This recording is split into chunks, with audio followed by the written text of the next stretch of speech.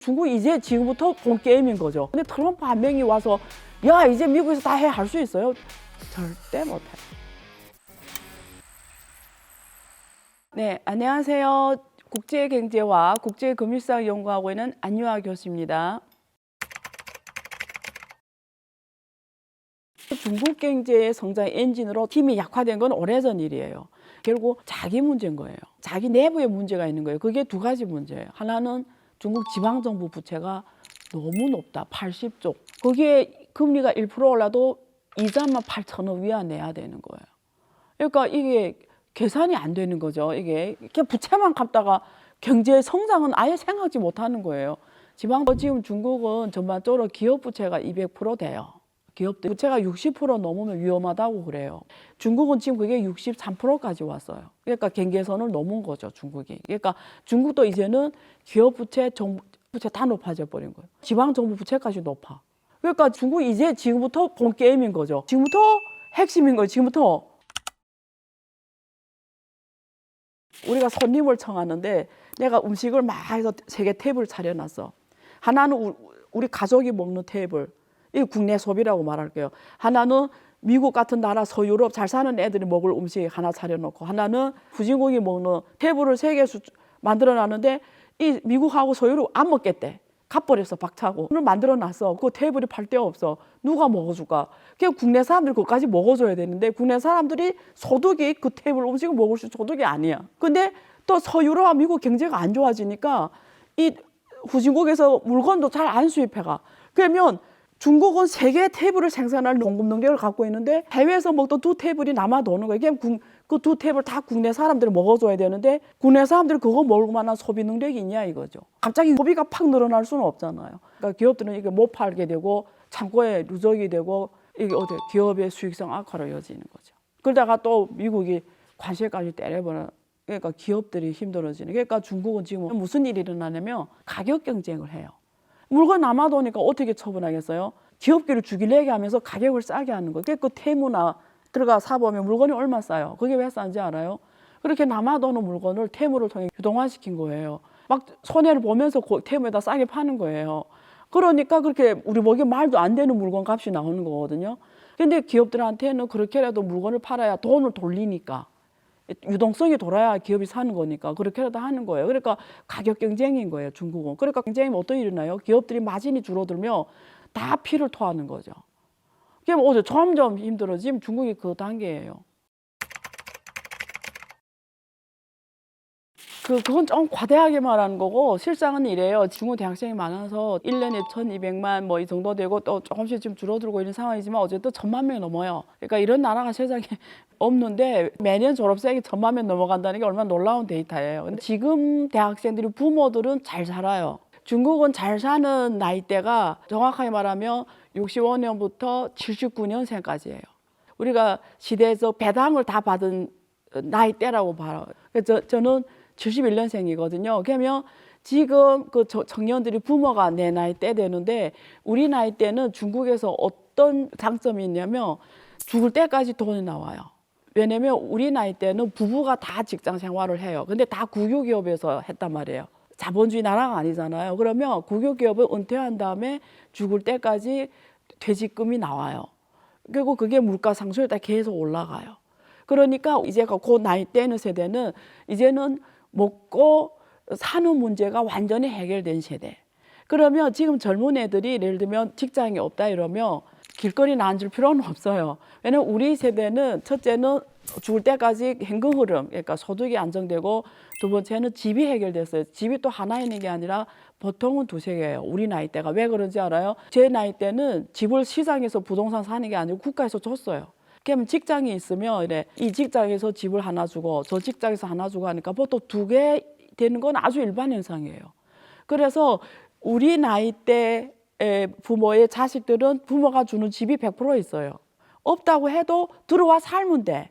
왜냐면 굉장히 경제적으로 잘 살기 때문에 와서 사는 것도 문제는 없어. 그래서 길거리에 나는 일은 없어. 근데 일자리는 줄어들고 있고 확실하게 실업률이 25% 넘어가고 실제 그보다 더 높을 거예요. 중국은 지금 왜 청년들 일자리 없냐면 전체적으로 경제가 다운사이드니까 기업들이 투자를 안 하고 수출하니까 일자리가 없어지는 거고, 두 번째 중국은 한국보다 AI를 더 많이 써요. 로봇이 사람을 대체하고 있어요. 미국 말하는 블루칼라들, 노동자들 자리를 지금 중국이 로봇이 다 대체하고 있거든요. 그냥 일선의 노동자들은 로봇에 대체되는 거고, 그러니까 전반적으로 일자리 실업률이 높아지는 거죠. 네, 그렇다고 뭐 거리에 나뉠 정도는 막 가면 거지가 많고 그건 아니에요. 시진핑 주석이 최근에 와서 가장 많이 말했던 그 중에 한 슬로건으로 말하는 게 공동부유예요. 근데 공동부유의 큰 배경은 아까 그거예요. 이제는 중국이 14억 인구잖아요. 그러니까 이제는 수출 주도형 경제는 점점 힘들어질 수밖에 없다. 글로벌 환경이 열악해지니까 주로 국내로 돌아가야 되는데, 국내는 결국 가게들이 소득이 올라가서 소비를 해줘야 되는 문제인데, 중국은 그동안 빈부격차가 너무 커질 거예요. 그러니까 잘 사는 애들이 전체 자산의 80%를 갖고 있고 인구의 80%가 한 20% 갖고 있어서 소비 능력이 올라갈 수가 없는 거예요. 그러니까 시진핑 주석이 공동부유를 하자, 이렇게 공동부유를 한다라는 게 첫 번째 가장 중요한 게, 가게들이 소득을 올려주려면 뭘 해야 되는지 알아요? 한국처럼 고부가가치 산업이 주도 산업으로 와줘야 돼요. 한국이 반도체 산업이나 이런 게 월급이 높잖아요. 근데 지금까지 중국 산업은 전 세계나 싸니까 나가잖아요. 근데 그게 주로 노동밀집형 산업이 대부분이었다는 거죠. 부가가치가 낮은 산업. 그래서 중국이 이제는 고부가 산업을 키워야 된다. 시진핑이 말한 두 번째가 신질 생산력. 우리 표현을 하면 첨단 생산력을 갖고 가겠다. 그래서 우리가 이제는 기술 수출 국가가 되겠다. 미국처럼. 기술 산업을 주도 산업을 하겠다. 바퀴를 깔아 끼우는 거죠. 원래 싼 부가가치로 먹고 살던 나라가 이제는 고부가가치로 먹고, 그러면 첨단 생산력을 팔아서 먹고 살던 나라 다 경쟁 대상이 되는지, 그게 누구였어요? 미국, 유럽, 한국, 일본인 거죠. 그러니까 왜 한국 기업들이 지금 점점 힘들어져요? 원래는 한국, 일본, 미국, 서유럽이 잘 먹고 잘 살던 이 동네를 중국이 와버린 건데, 중국이 더 싸게 만들어.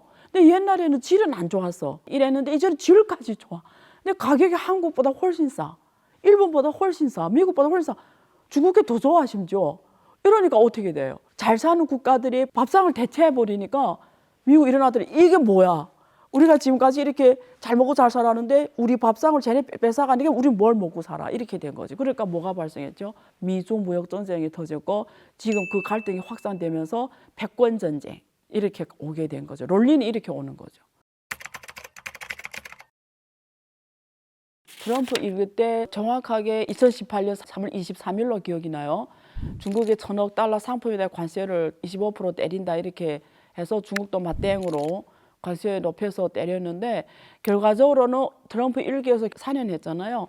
무역이 줄어들지 않았어요. 관세를 25% 올려놨는데 무역이 줄어들지 않고 오히려 대미 흑자가 더 늘어났어요. 몇 번의 또 협상도 있고 뭐 어쩌고 저쩌고 하고 했지만 어쨌든 결과적으로는 무역 흑자가 더 늘어났어요. 근데 왜 그러냐? 두 가지 원인. 하나는 위안화를 절하시키는 거죠. 관세가 25%라는 거, 비용이 25% 올라가면 그만큼 위안화를 절하시키는 거예요. 위안화 가격을 더 싸게 해버리면 외국에서 느끼는 달러 구매력이 더 높아지니까 그걸 상쇄시켜 버리는 거죠. 그걸로 해칭해 버렸고, 두 번째는 미국하고 중국 간에 안 하면 안 되는 거예요. 아무리 트럼프가 관세를 높여놔도 어제도 중국 거 써야 되는 거예요.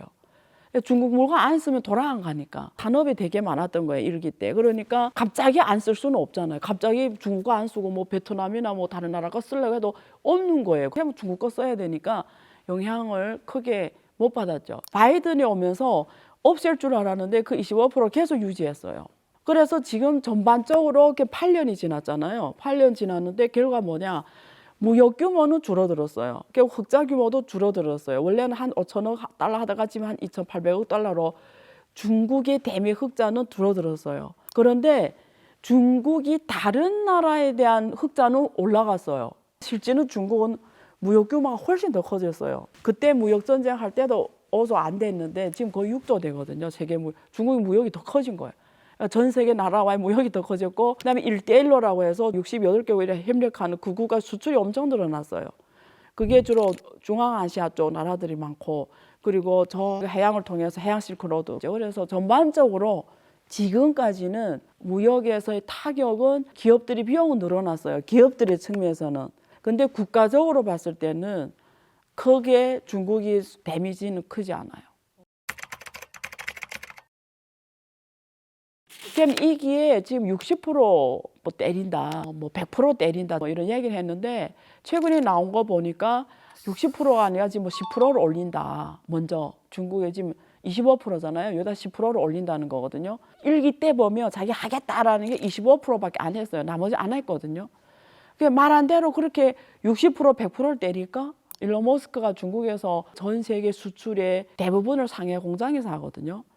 미국 내 테슬라 자기장은 미국 내에서 파는 거고 전 세계 유럽에 파는 거, 아시아에 파는 거 다 중국에서 생산해요. 근데 만약에 트럼프가 막 이렇게 중국에 대한 관세를 너무 때려버리면 누가 제일 손해냐면 일론 머스크가 손해가 크겠죠. 이 사람 또 관세 때리는 거 반대해요.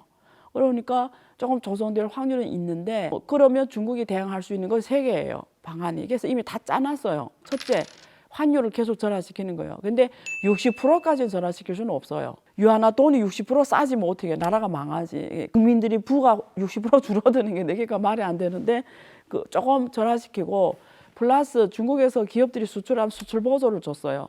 중국 기업들이 경쟁력을 높여주는 거잖아요. 그걸 없애버려요. 수출 보조를. 그러면 기업들이 어떻게 되냐면 원래는 100원짜리인데 정부에서 20원 보조해주면 수출할 때 80원으로 파는 거였거든요. 근데 그 20원을 보조 안 주면 100원으로 계속 팔아야 되는 거예요.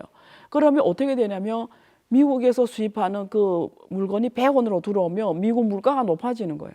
그래서 중국에서는 그래 내내 우리를 때려 우리가 이거 없애버리면 미국 인플레이션 높여주겠다는 거죠. 미국 내 물가를. 그래서 수출 보조를 지금 없애고 세 번째는 내내 우리에 대해 60% 관세를 떼려면 내내가 우리 거 반드시 수입해야 되는 그까지 수입 품목이 있어요. 그게 망간이라 흑연이라든가 이런 다 중국 거 써야 돼요. 그러니까 트럼프가 과연 진짜 그렇게 할까? 중국도 가만히 있지는 않을 거니까. 그러면 서로 어마어마하게 서로 손실이고 잘못하다가는 경제 위기 오죠, 미국이. 지금도 그래요. 국채가 실제는 수익률이 안 떨어지고 있거든요. 왜냐하면 미래 경제 위기에 대한 걱정이거든요. 그거는 트럼프는 미국 국내 경제가 불안정해지면 무너져요. 왜 그러냐면 모든 게 경제거든요. 근데 미국 국내 경제가 고인플레이션에 시달리고 세계 경제는 이제는 다 떨어질 일만 남았는데 고물가에 시달리면 그게 뭐예요? 디플레이션이고 미국 경제는 다운이 돼버리면 트럼프는 사방에서 압력이 오고 실제는 아무것도 못하게 되는 거죠. 국내 경제 안정화가 핵심인데 트럼프가 그걸 못하게 되면 가기 전에 트럼프한테 위기를 만들어 놓고 지금 가잖아요. 전쟁을 지금 더 격화시켜 놨잖아요. 트럼프한테 골탕 먹이고 있는 거잖아요. 그러니까 만약에 국내 경제가 안정화 안 되면 글로벌 외교는 아무것도 할 수가 없어요. 이 사람. 말하는 거랑 실제 하는 거는 하늘과 땅 사이다. 근데 중국도 가만히 있지는 않으니까 결국 둘이 싸우면 둘 다 손해. 근데 그걸 감수하겠는데 옆에 일론 머스크가 있으니까 조금 중재 효과 있지 않을까. 결국 일론 머스크에 대해서 트럼프가 굉장히 지금 존중해주고 있잖아요. 모든 의견에 대해서. 그래서 봐야죠 뭐. 중국은 이렇게 얘기해요. 중국의 시진핑 주석도 그렇고 중국 오피니언 리더들도 그렇고 미국하고 중국 경제는 아주 좋아지기 또 힘들고 미국과 중국 서로 좋아지기 힘들다. 좋아도 거기서 거기고. 근데 지금 당장 아주 나빠지기도 힘들다. 왜? 20, 30년 이루어진 이 경제 관계가 어느 대통령이 와서 야 하지마 이래서 안 할 수 있는 게 아니에요. 이건 경제 원리예요. 아무리 100명의 트럼프 와도 이거는 안 되는 거예요. 중국엔 거기에 대한 자신감이 있는 거죠. 그러니까 아무리 나빠도 아주 나쁠 수 없고 그렇다고 뭐 좋아지냐 그것도 아니고 그러니까 과정이 필요하다라는 거죠. 이게. 그래서 제가 생각하는 거는 2030년까지는 미국이 중국 물건을 안 쓰고는 돌아갈 수가 없다. 근데 미국이 지금 말한 대로 메이드 인 아메리카에서 다 미국에서 해라. 제조업 생태계를 다 완벽하게 구축해놔라. 근데 그게 4년 가지고 되냐고요. 모르겠어요. 트럼프가 헌법 수정해서 또 4년 한 번 더 하면 모르겠는데 임기 4년밖에 안 돼. 그다음에 그 글로벌에 펴져 있던 제조업 생태계를 미국 내에 할 수가 있냐고. 예를 들면 우리 그 기계 있잖아요. 나사 하나 없어도 돌아 못 가요. 근데 미국에 그 나사 생산하는 업체가 없어요. 그리고 그 나사 중국 거 안 쓰면 다 대안이 없어. 나사는 고첨단 기술이 아니거든요. 미국이 못하는 게 아니거든요. 근데 왜 안 하냐? 미국 인력비로 그걸 못하는 거예요. 그 몇백만씩 월급 주고 나사를 생산하겠어요? 그러면 나사 하나 없어도 이게 기계 안 돌아간다고. 근데 어떻게 제조업을 하냐고. 제조업 입장에서 나사 하나 없이 스트레스 받을 거면 그 나라에서 제조업을 어떻게 하냐고. 경제는 이렇게 어려운 거예요. 근데 트럼프 한 명이 와서 야 이제 미국에서 다 해 할 수 있어요? 절대 못해요. 지금까지 내용이 좋았다면 꼭 구독과 좋아요 눌러주시고 저의 안유화 경제투자론 채널에 와서도 구독과 좋아요 눌러주세요. 감사합니다.